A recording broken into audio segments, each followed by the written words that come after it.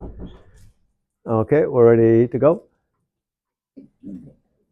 Okay, so good afternoon, and thank you for inviting me to give this keynote. And so earlier in the morning, I think Michael Parkin and David Layler were mentioned. So they turned out to be colleagues of mine at Western Ontario when I began my career. So I haven't thought about it as I was coming to Manchester, but it would be a nice sort of closure in terms of we talked a lot about these things when I was at Western, and so it's really nice kind of that it's also in the place where they started all this monetary stuff here in Manchester. So what I'm going to do how much time do I have? Is that 40 minutes? Or I'll leave some time for questions. I have 1 hour in the books. Yeah, so maybe I'll try to leave some time for discussions and questions. That's how I kind of planned it, to have some time.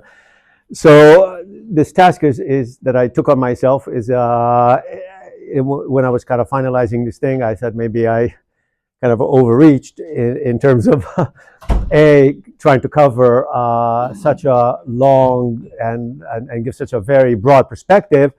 And in particular, given the fact that a number of the people around here contributed significantly to what I'm going to say, so I have to be double careful in terms of what I say. But so in that sense, hopefully I'm going to sidestep all these little issues and begin. So basically, I took on myself to kind of look at the broad sweep of money and the development of money in a historical perspective.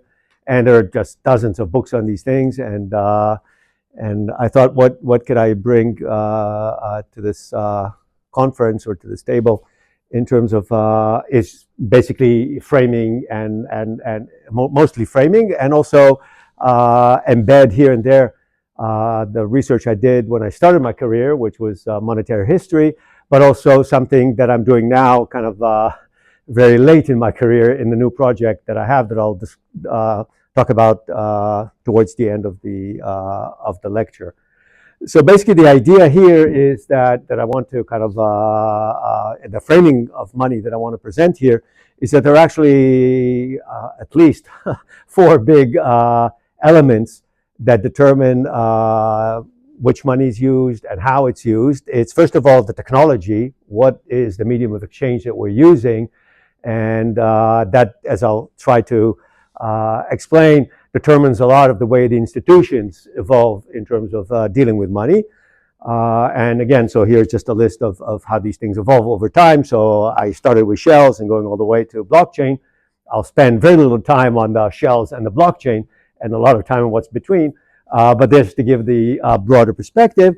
Then the other element that a medium of exchange has to have is liquidity. I mean, it's something that is liquid, that's available. I mean, otherwise it's not going to be a medium of exchange. So that's also a very important element, and I'll talk about that as well. Then there's the credibility of this medium of exchange, of money. And for that, we need, for the most part, institutional support to kind of sustain and provide credibility. And of course, behind all of it is politics, which are really important in the case of money. Throughout history, it was a major element, was the politics around it. So narrowly speaking, it's monetary policy, but it's also, what medium of exchange we're going to choose, legal tender laws, and whether we care about price stability, exchange rate stability, and all of this is highly political in some sense. So these are the kind of 4 things I'm going to focus. And throughout the slides in my presentation, I basically, whenever I mention something, I color in red to which one of these elements it fits. I'm not going to dwell on it too much, but just to kind of keep the roadmap kind of going on. So in terms of what I'm going to talk about, so initially I'll talk about kind of the foundation is the issue of trust, and trying to kind of reconcile or tie in the classical view of the medium of exchange with the new institutional theory. And I'm going to reference a lot Avner Greif's fundamental problem of exchange, but this kind of how do we create credibility and commitment in exchange, which is something that our forefathers that talked about money took maybe a little bit for granted, and it's something that needs a lot of explanation. The second thing I'm going to talk about, and that's very brief, is to give a kind of a brief overview of the two kind of systems that prevailed historically. One which was based on the cowrie shells and adopted in China and in India and Africa, versus the precious metals which emerged from Mesopotamia. And there are two different trajectories that in the end converge, but I'll talk a little bit about the pros and cons, or the kind of costs and benefits of each one of these systems. Then I'll talk more about stuff that I did research earlier in my career, which is how how monetary policy evolved in medieval Europe, which is kind of the precursor of things to follow. I'll discuss a little bit, very briefly, and mention also Will's work in kind of in passing, the evolution of these global currencies and how they evolved. And finally, I'll spend some time talking about the dollar hegemony, the hegemony paradox of the dollar, and using, again, this is a chance for me to showcase a little bit the new research that I'm doing on the Eurobond market. And finally, this one slide is kind of tying it all, and with cryptos and everything else, but it's kind of speculative in nature. So if we think about the classical and what we teach kind of in our Econ 1 courses, and if you do any history of economic thought, so we talk about the medium of exchange. Money is a medium of exchange. There is an alternative, which is barter, which is inefficient, has a lot of transaction costs. And then there is money, which actually facilitates transactions and is very convenient. And basically, there's a kind of a global consensus, but also over time. So you go to Aristotle in Greece, ancient China, Mozi, Ibn Rashid in the Islamic world. Then we have in the medieval Europe, Nicolas Orem, and then we have David Hume, Adam Smith, and basically, I put some citations from a bunch of these people, but they basically, this is, we have Nicolas Orem from the Middle Ages, Aristotle, I think the patient here dropped, but this is Aristotle that basically, and then I think both Orem and Ibn Rashid and Adam Smith follow Aristotle in some sense, but in China as well, independently, and around the same period of time, about 400 BC, 470 BC, there is a formulation, very similar formulation of what money is a medium of exchange that mitigates this double coincidence of wants and this barter thing. So people picked up on this thing very early on in human history as kind of the foundations for why we use money. So again, there's some global consensus. So, but now I'm going to tie it into institutions and argue that barter, in some sense, alleviates some of the trust issues that arise when we deal with currencies. So, you know, you're exchanging a piece of meat for a piece of bread, or a piece of cloth for a piece of bread. So, you know, there's maybe some little bit quality issues, but for basic products, very early on in history, they're pretty straightforward to kind of know what you're exchanging for what. Now, money is, of course, much more efficient because it allows exchange not just alleviate the double coincidence of wants, but also allows us to exchange over time in a very efficient way. And this exchange over time, which we call finance in some sense, is something that I'll talk about later on. And especially allows us also to deal with anonymous or strangers in a way that simple barter may not allow for, because we're exchanging a personal exchange of these goods. So all these monies, which I call commodity money, it's the precious metals and also afterwards paper money, fiat money. Now we have blockchain or stable coins or whatever. We'll talk about that towards the end. They actually create this, or you know, you can tag them under this fundamental problem of exchange, in a sense that how do I know that what I'm exchanging for will be accepted by somebody else in the future? at the value I thought I had when I exchanged it. So this is kind of a way to tie in this fundamental product change. So there's a trust issue, there's a credibility issue, which is involved.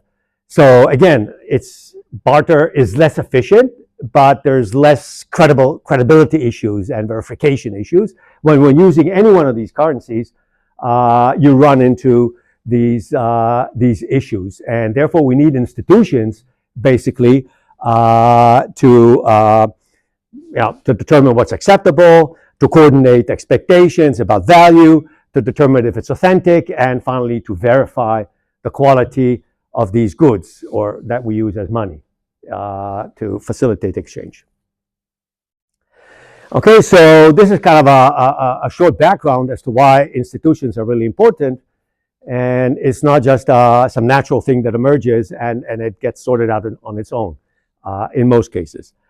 So there are basically two lineage, if we can kind of be very broad and maybe slightly superficial, is the first one is the one originating from Mesopotamia, which was a very developed trading, and as we heard also yesterday, a very sophisticated mercantile, highly decentralized society. Now there's lots of research in the top economic journals about trade in the Bronze Age, and it's now becoming a big fashion to do these things. And this society was extremely advanced, and one of the major innovations was to actually use silver as a precious metal. Now silver is, except for very rare cases, unlike gold, is not naturally occurring in sufficient quantities. So you have to have some technology to refine it, which is called cupellation. Don't ask me, I'm not a chemist, but you can read all about it afterwards. But there is a technology to make it, but then there's always the question of the purity of the metal. Which you didn't pick something off the ground, it's actually something you produced. And therefore the people who produce this have better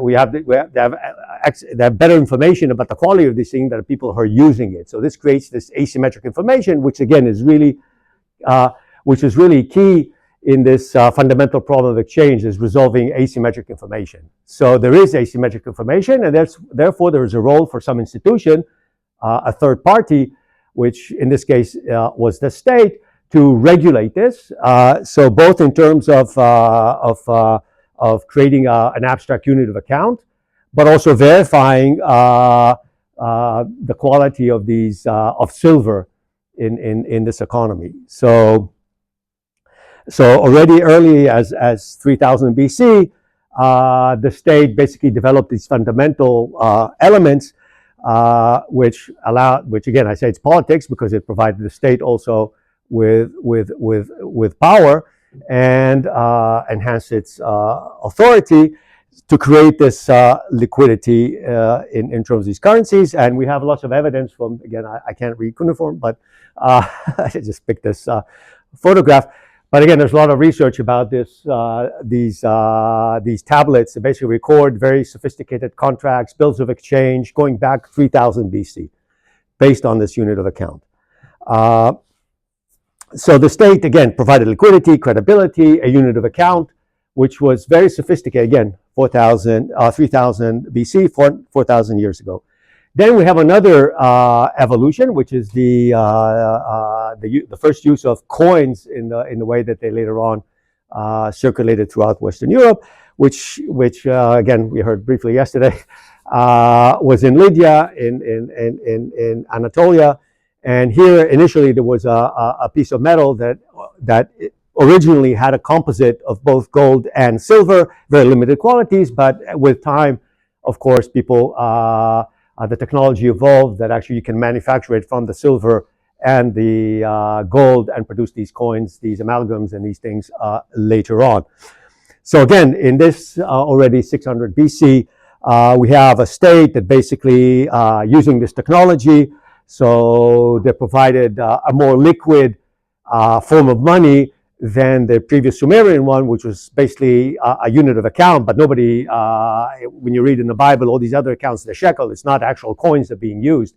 It's a ledger system that basically you're holding the bullion silver, but all the accounting, all the trade is kind of done in a ledger and not in actual coins. The Lydian revolution is actually allowing to do the exchange with coins, which also goes down to kind of a lower value types of transactions, is divisible, and unlike these bullion or whatever, the silver that existed before. So when I say this is kind of a path-dependent, using Paul David's kind of way of thinking about history, this is a path-dependent. So, you know, in Mesopotamia, they found the silver. Because of the silver, then they had the precious metals, and then they had, because initially they were too big, they had the ledgers. And this is kind of what where we ended up today, is through this trajectory that emerged already 3,000 years ago. There's an alternative trajectory that was used in China, and now it's very popular to do this great divergence and to compare these two civilizations. But in China, what was used is cowrie shells. And basically, so I have a picture of a cowrie shell, and correct me if I'm wrong, this is also the letter in China today for money, which is based on the cowrie shell. So, so even today in modern China, the letter which represents money is a cowrie shell. So this is an alternative system. The advantage of the system that it was technology free in some sense, because these are naturally occurring cowrie shells. Their value is derived by the fact that they, I don't know if they grow or live in the Maldives, a very specific geographical location that cannot be replicated. And of course, they cannot be divided, but they could be added.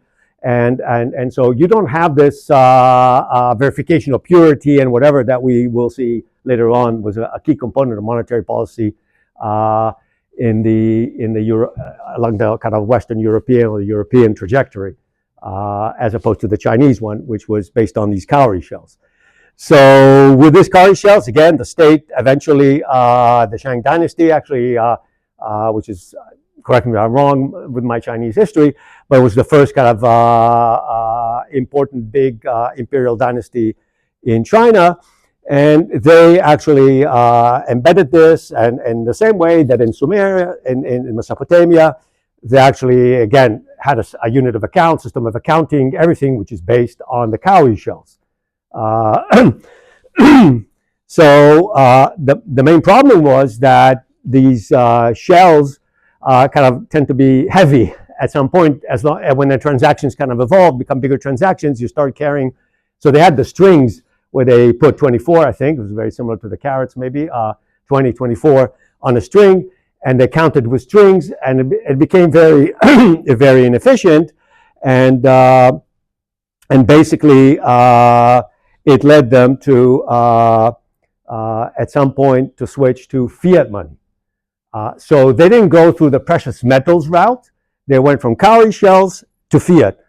Now the fiat, initially the paper money, which is again the technology the Chinese had, is the technology to use paper and use and create these the banknotes, these notes, which was something the Chinese had, and the Europeans at that time did not. So they were very good at minting, but with printing it came a little bit later into Europe, and the Chinese were already very good with printing. And they didn't have the precious metals. Now again, I leave it just as a speculative thing that had not the Ming Dynasty in the mid 14th century tried to isolate itself from the world, we might have had the Chinese trajectory prevail, because in the end we ended up with fiat money anyway. And again, the use of fiat money in China was not free of problems. They issued too much, there was inflation, etc. But as we'll see in a moment, also in Europe with commodity monies, you had similar stories of inflation and debasements, etc. So it's not unique to the fiat currency, but again, it's just something to think about, that we could have ended up going up in a different way than the one that came from Sumeria. Okay, so that's in a kind of a very broad sweep, the kind of early history of these things. So now I'm going to focus a little bit on stuff that I actually researched as opposed to things that I just framed, and that's the the development of monetary policy in England and mainly in France, which I researched even more. So there, the two kings or the two kingdoms had different political strategies, and which related to monetary policy. Those of you who are familiar with the work of which is now subject to some criticism in terms of its empirical application, but I think in terms of theoretical underpinning, it's still, I find that interesting. The Legal Origins paper by Glaser and Schleifer that basically also show that the French monarchy and the English monarchy chose different legal systems as a solution to the specific political situation that prevailed in those countries. But with money, it was opposite to the law.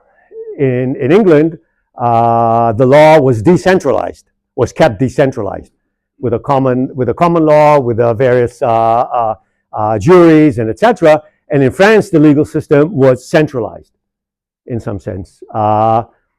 When it comes to money, it was the other way around. The British Crown decided, the English Crown decided to centralize very heavily production of coins, and the French system decentralized. And we'll try to see why in a moment. So first of all, because we're using precious metals, and this is not something new to medieval Europe, as I said before, it started already in Sumeria, and we see it in the Roman Empire and the Muslim world and Byzantine, is the state basically is the kind of the third party that verifies the weight and finance of coins. So this is the technology they had, and basically stamping these coins and giving them some credible signal. In England, basically, the monetary system is highly, as I said, highly consolidated and centralized. There is a monopoly for 1 or 1.5 mints in England. It makes coin production in England very credible, but not very liquid. France chose the other way around. It was slightly less credible, decentralized, but way more liquid than in the English case. So this is just a brief picture. So this is England. This is 900 AD. These are the mints that operate in England, all private mints. This is just before the conquest. So you see the economic growth when in the unification of England before the Norman conquest. There's a proliferation of mints, and you can think about efficiency issues and stuff like that, but all of this is private money.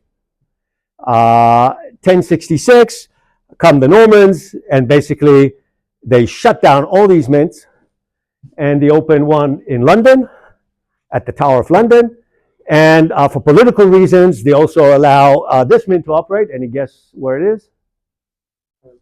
Canterbury, right. So they allowed the Archbishop of Canterbury to operate a mint, but it was not producing much. It was mainly a token. In France, on the other hand, you had this proliferation of mints, all royal mints, not private mints. They were all royal mints, but they were actually, and this is, I'm taking this picture from the 100 Years' War, the map, because during the 100 Years' War, the Dauphin controlled very little of France.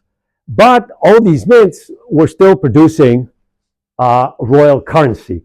And you can see where they're strategically located. So instead of just putting them in one place, they were along the borders, rivers, ports, to provide liquidity for commercial activity, as opposed to the centralization in England. So the French economy in the Middle Ages was much more liquid, and currency was much more abundant. And that's why we talked earlier, I don't think there was a bullion famine back then, at least at this period, because there was lots of liquidity, lots of silver coins circulating in France throughout in time, whereas in England, this was not the case. So how do you run this system? Is basically, again, it's something I researched on. So there was a massive institutional setup to guarantee credibility. And so this is an example of a mint account that basically that submitted accounts. They were sent to Paris. They were checked by the accountants. They used random sampling of coin quality. Over lunch, we talked about the fact that when you come to the Bank of Amsterdam, somebody, if you're taking the coins to Poland, then they will give you lower quality coins. But here, what they did is randomly sampled the coins that the mint produced. So again, you can still cheat here and there, but it was that the control was really used to kind of eliminate fraud, and so again, the technological advantage of the king was the fact that when you assay the fineness of coins in the Middle Ages, or starting already in Greek times, is they use these touchstone tests. So basically, the accuracy was limited to the 24 carats that we know, and that's about a 4% accuracy level, which is, when you're dealing with precious metals, is quite a big margin for fraud and deception. And the French meeting system, but also in other places, basically had a superior technology because of the sampling and the economies of scale to actually verify that the coins were produced up to standard, not the 4%, but something much, much narrower in terms of production. So if you look at the evolution of monetary stability, so, and this kind of fits in the argument I'm going to present towards the end, is that we have here like the three cases. So this is the English case in the red, which definitely for the period when they initiate the monetary policy, which I'm talking about, that when they made these political decisions different in England and France, you can see it was very stable. The coin was exactly identical for about a century. Whereas in France, you can already see the quality decline. In England, the silver content of the pound declined, but the fineness of the coin in terms of percentage of silver remained the same for centuries. Whereas in France and in Italy, in Florence, basically coins were the kind of the silver content of the unit of account declined over time. Now, I'll go back later on to talk about the global currencies, but what you can see is that the economies that maybe had a lower credibility or some sense, or more inflation, or kind of lower quality coins, were the ones that were more liquid in terms of their monetary markets than, as argued the English case before. So basically, this is kind of summarizing this digression to the early Middle Ages, is basically that all these the different choices in England and France was aimed at resolving. So because the state could better had the technological advantage of the quality of the coins, they created credibility. And again, in France, it was done through a very complex administration and decentralized system. In England, it was done by basically having just one mint under the foot of the king in the tower, and mint masters that would deviate will find themselves on the gallows very quickly. So there, the enforcement was a lot easier, but of course generated the necessary credibility for the coins. Whereas in France, they had to do it through a more sophisticated way. The other thing is that, and that's a big debate in medieval or early modern monetary history, is whether coins were used by tale or by value. How were the contracts? And here again, the record is not, I mean, again, it's a debate, but at least the rulers tried, and in many cases were successful in terms of enforcing the unit of account, and basically could determine the use of, because of the legal system, could treat preferentially contracts that use state money. So during the French debasement, which I'll talk about in a moment, a lot of people ran to the royal courts and say, oh, my contract was this, but now it is depreciated. So it's too bad. This is your contract. You signed it, and you have to, I mean, you can renegotiate, but I cannot force the creditor or the borrower or the landlord to change the contracts.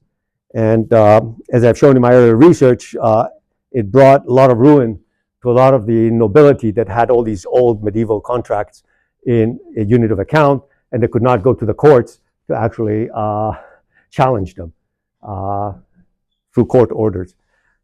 So the other advantage, or that allowed to conduct monetary policy during this period, was the fact that the medieval coins, unlike the money we have today, didn't have the face value written on them. So basically, there was a decoupling of the unit of account from the medium of exchange, which opened up the room for monetary policy.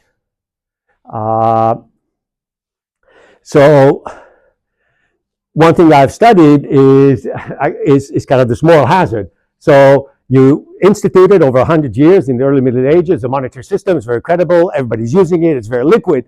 Now you have this huge potential tax base, and we have a moral hazard issue now. So you solve an asymmetric information problem, but you create a moral hazard problem for the ruler in terms of the temptation, as I say, to weaponize this and use it in these debasements using this asymmetric information and collect inflation tax.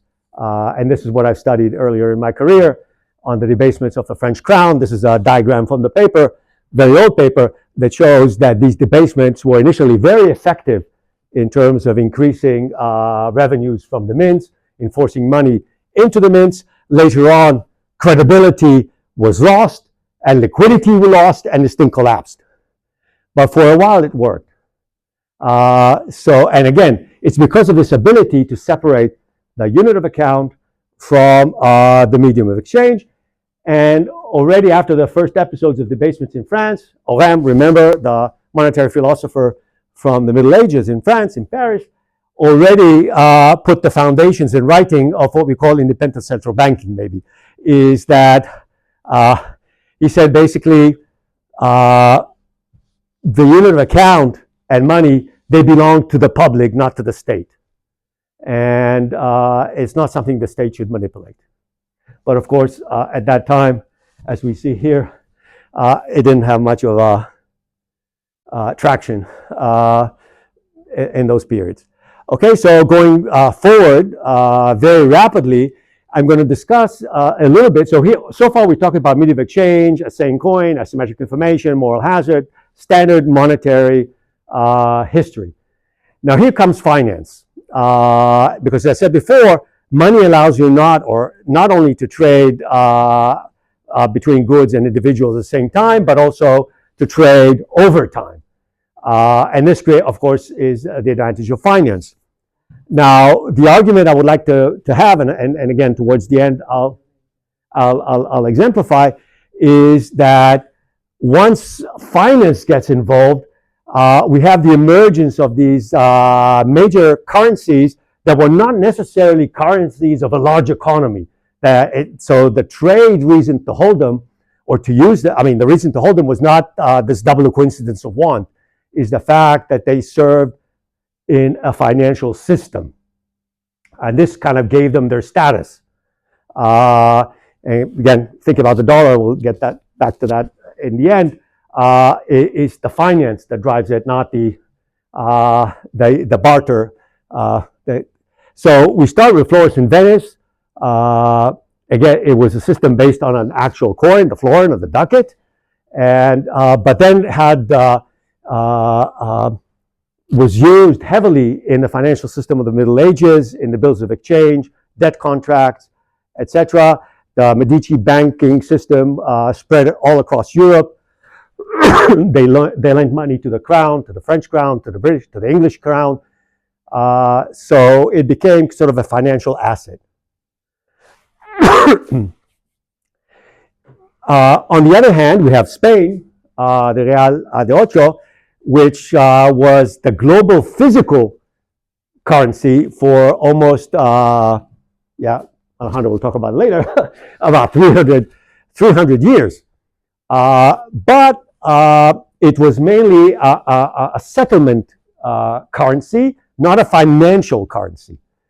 At the same time, the finances of Spain were handled by the Genoese, and they used a unit of account, the ducat or the scudo di oro, which was basically a private ledger asset that were used by these Genoese bankers that preceded the Bank of Amsterdam, but they already started creating this ledger money.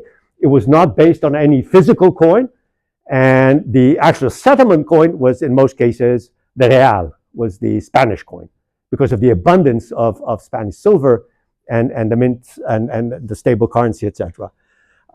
Then we, of course, have Amsterdam. We're going to talk a lot. We heard all about the Bank of Amsterdam, but that was definitely a ledger system. And again, Amsterdam, I mean, they had the VOC and everything later on, but in terms of the importance of the currency and the importance of this financial system was not based on the trade or on the actual exchange transactions, but on the financial, as we heard before, services that the Bank of Amsterdam offered. Then we move on to England, a very similar story to the Dutch one, only at a larger, perhaps a larger scale. And here we already have, so in Amsterdam we had a stock exchange, but towards the end of the gold standard and the interwar period is questionable, but London also became a huge financial center. And the sterling underpinned a huge financial economy, not just the fact that it was a British Empire and the trade, but the finances were really important. Here on the right, what I show is, and again, it's a big debate, my former supervisor, Eichengreen, and so why these currencies come and fall. But you can see a lot of these demises of these currencies were were either by the defaults and the Florentine banks basically collapsed because the sovereign defaults of England and France, the Genoese with the default of the French, of the Spanish crown. Amsterdam, unfortunately, was conquered by Napoleon. I don't know what the counterfactual would have been had that not happened, but it did, and a lot of these financiers moved to London, but maybe history would have been different if Napoleon didn't go there. And in England also, it was the Second World War, basically, that killed this the London financial market, and sterling liquidity basically deleted. And again, US dollar we'll talk about in a moment. Okay, fast forward, and this is my current research, which looks at the Eurobond dollar. And this is kind of excerpts from a paper that we just finished. And we're trying to kind of juxtapose Nixon and Trump, and whether we're kind of, the Nixon shock is very similar to the Trump shock in many ways, in a sense, or maybe the Nixon shock was in some sense more substantial because you're abandoning a fixed exchange rate which prevailed for centuries, and you're moving to this floating world. And you do this by surprise. You didn't notify anybody. Of course, you cannot exit a fixed exchange rate not by surprise. So the only way you can do it is by surprise. So, but anyway, he surprised everybody, and so the question is, what can we learn from comparing this Nixon era with? I mean, we don't have a lot of data for this one, but at least what can we learn from the Nixon era? And what we're doing is basically using a new data set that we digitized, which is bond prices from the Eurobond market from 65 to 90.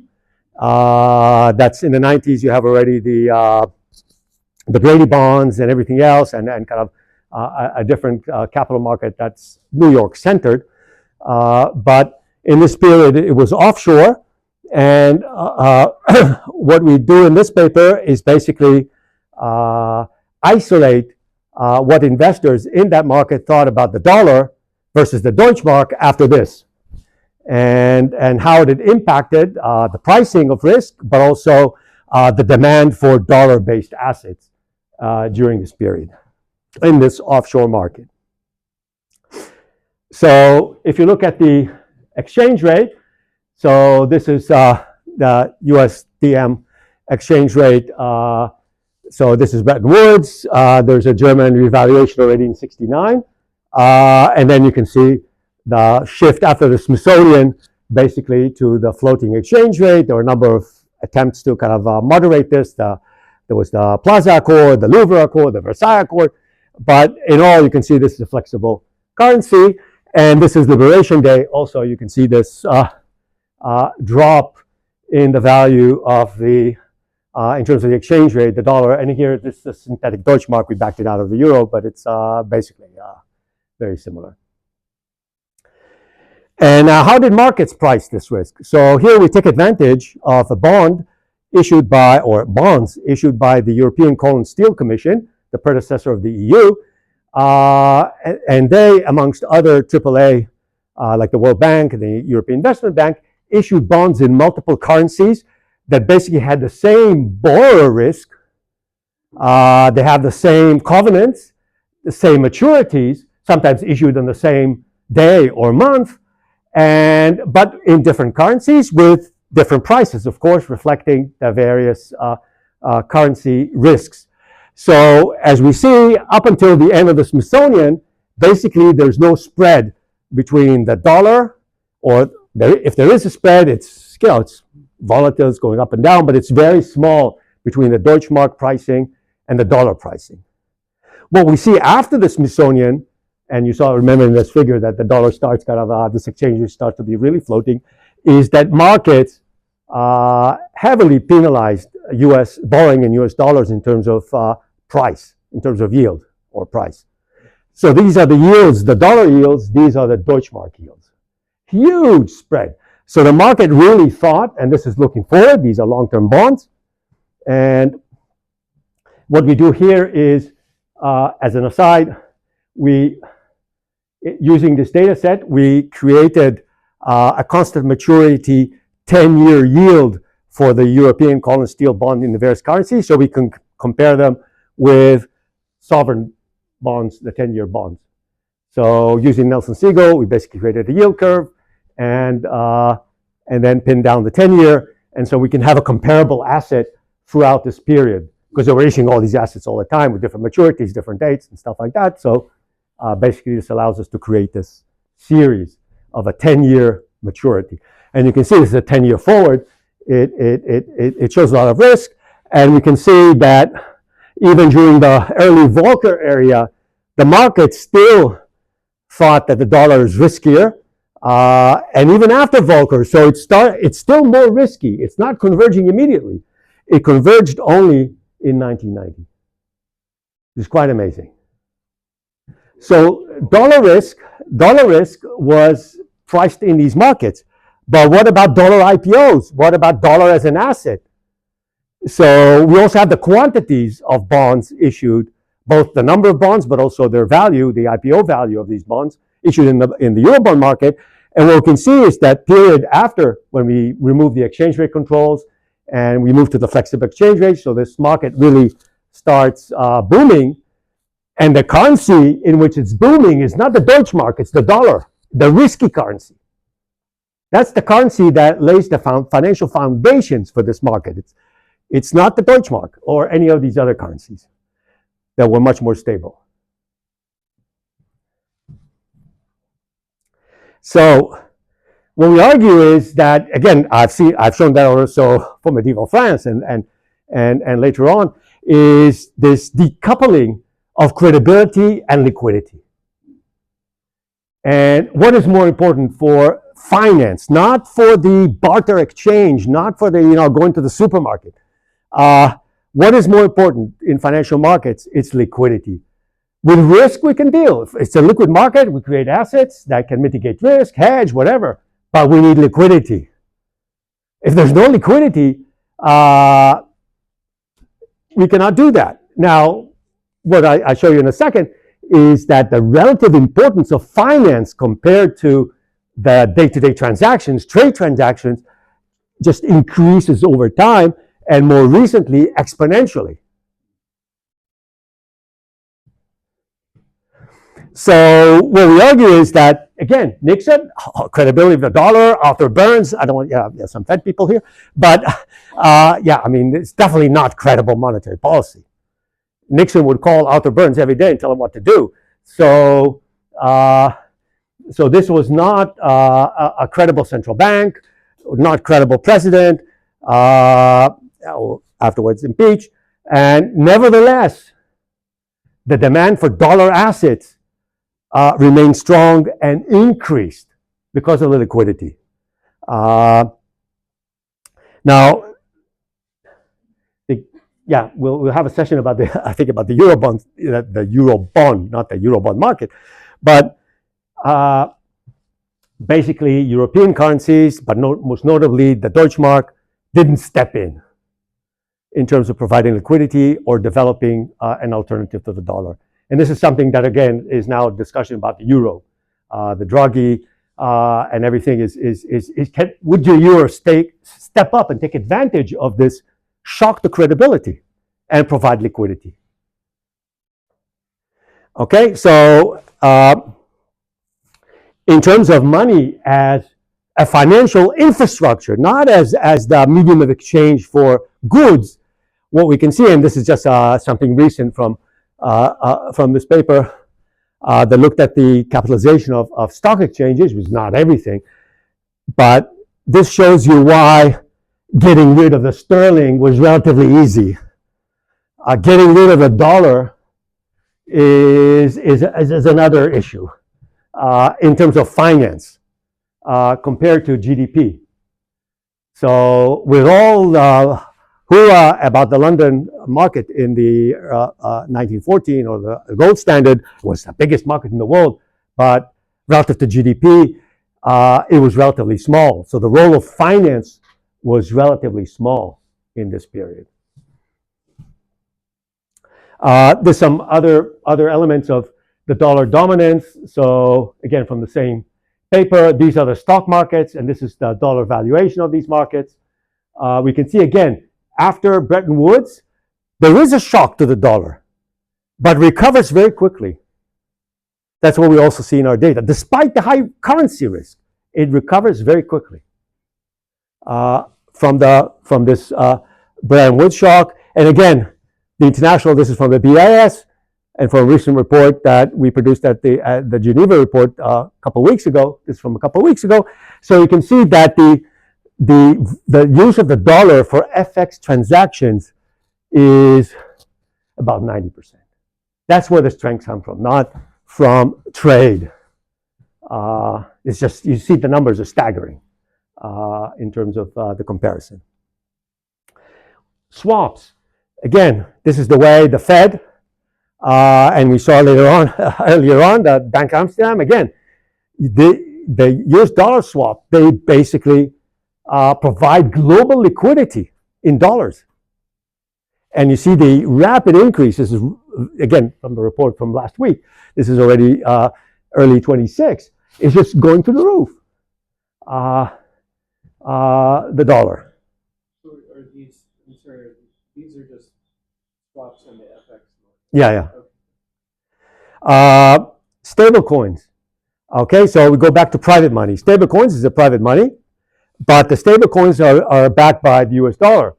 And basically, you can see the market has increased. It's kind of not taking off really. But again, this is the valuation, not terribly great, but it's something, again, that reinforces dollar. It's like the euro dollar. So some people call it, it's not my thing, but euro dollar 2.0. It's an offshore currency, denominated in dollars, backed by US assets, US denominated assets, and yeah, and again, it reinforces the dollar's prominence. It's already legal tender or is it? The stable coins? No. Okay. But it's based on the dollar. So in terms of demand for the dollar, yeah, sure. Cryptocurrencies. So that's, again, private money. And we can see on the left-hand side, the market cap of these things, which of course is more about the volatility and the value of these things than the actual quantity or whatever you call it, these tokens or whatever that are being issued. But you can see that by now they're about 20% in terms of value, not tokens, of the total monetary global base. It's just 80. It's the balance sheets of the central banks, not M1, or because then it's of course a lot smaller. But in terms of just a medium of exchange, if you may, they're about 20% of the global monetary base. The problem with Bitcoin on the right-hand side is just that it's a financial asset. It's the volatility of the price is so large that it's 50, it goes 120. These are really huge swings in the volatility of these currencies. So getting back to credibility in politics, central bank and inflation targeting. So this is a figure I always like to show ever since I was at the central bank of Israel. It's this 5-year forward. And it's amazing. I mean, of course, it's fluctuations, but you see the axes here. I mean, these are really, really, really small.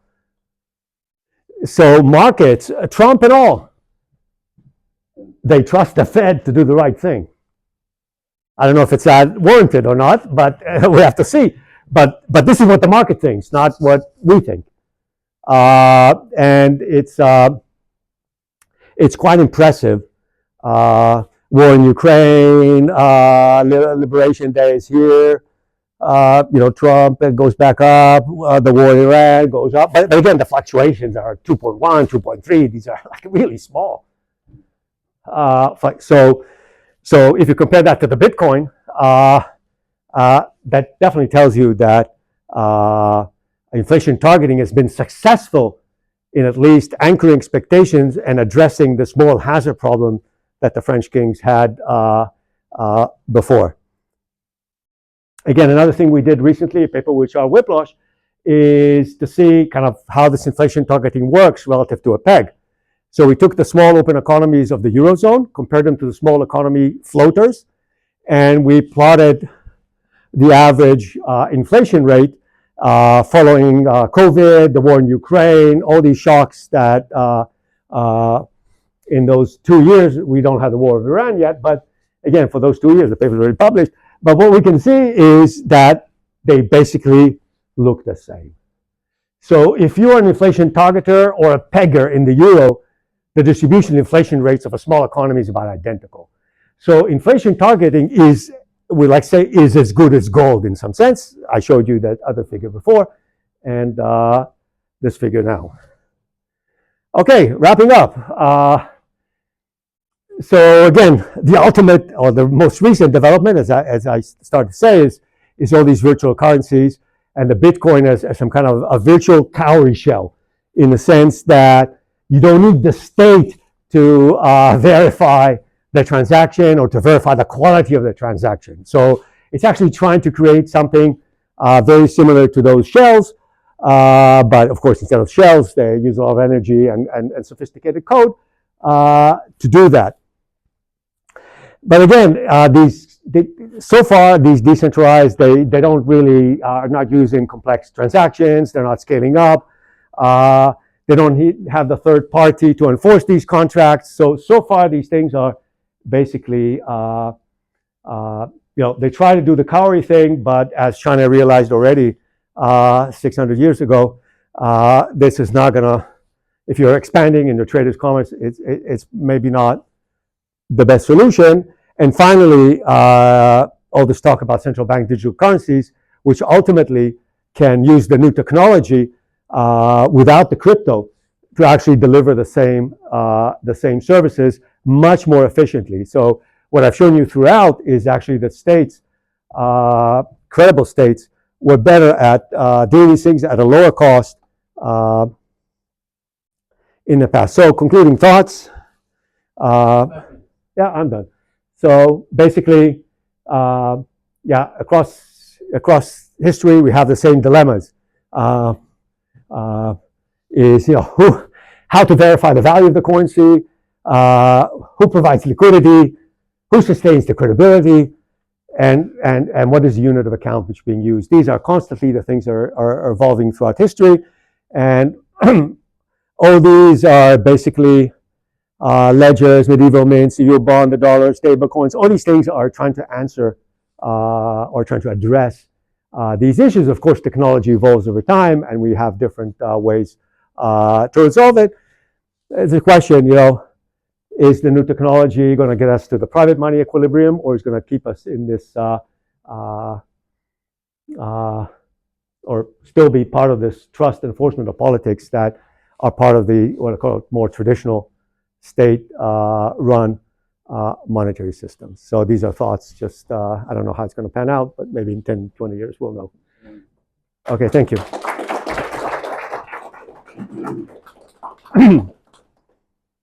Yeah, so we have a little bit of